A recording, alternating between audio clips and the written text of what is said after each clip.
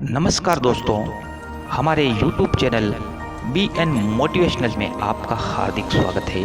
दोस्तों, क्या आप चाहते हैं कि लक्ष्मी का वास हमेशा आपके घर में बना रहे? तो जानिए इस कहानी से कि हमारे घर में कैसे लक्ष्मी जी का वास रहे। दोस्तों, इस कहानी को पूरा जरूर सुने, क्योंकि इस कहानी से आपको एक सीख जरूर मिलेगी, जिससे आपके घर में कभी दुख तकलीफें नहीं आएगी और हमेशा सुख शांति बनी रहेगी।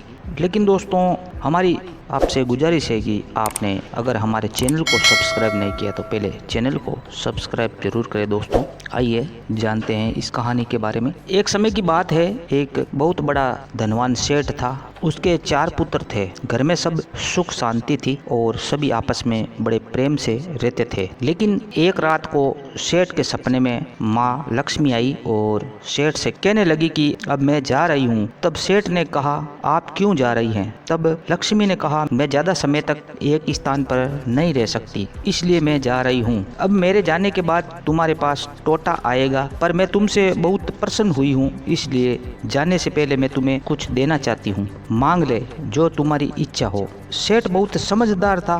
तब सेठ ने कहा, हे माँ, टोटा आए तो आने दो, लेकिन उससे कहना कि मेरे परिवार में आपसी प्रेम इसी प्रकार बना रहे, बस मेरी यही इच्छा है।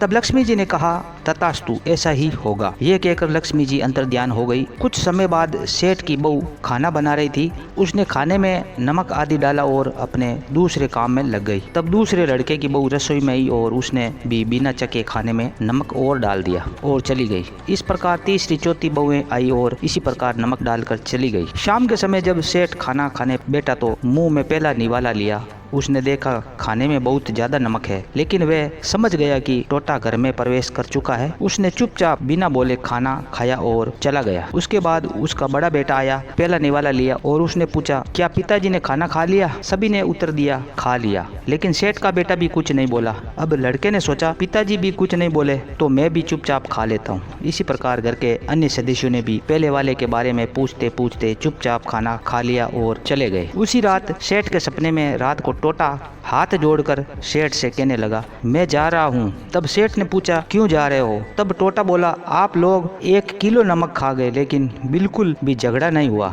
मेरा यहाँ कोई काम नहीं है, मैं यहाँ नहीं रह सकता, क्योंकि मैं उसी घर में रहता हूँ जहाँ पर लड़ाई झगड़े कले कलेश होते हैं। मैं यहाँ नहीं रह सकता। दोस्तों, इस कहानी से हमें शिक्षा मिलती है कि झगड़ा कमजोरी, टोटा नुकसान की पहचान है। जहाँ प्रेम है वहाँ लक्ष्मी का वास है। इसलिए दोस्तों, घर में हमेशा सुख शांति और प्रेम से रहिए, जिससे माँ लक्ष्मी आपके घर में हमेशा बनी रहेगी। जय माता लक्ष्मी की।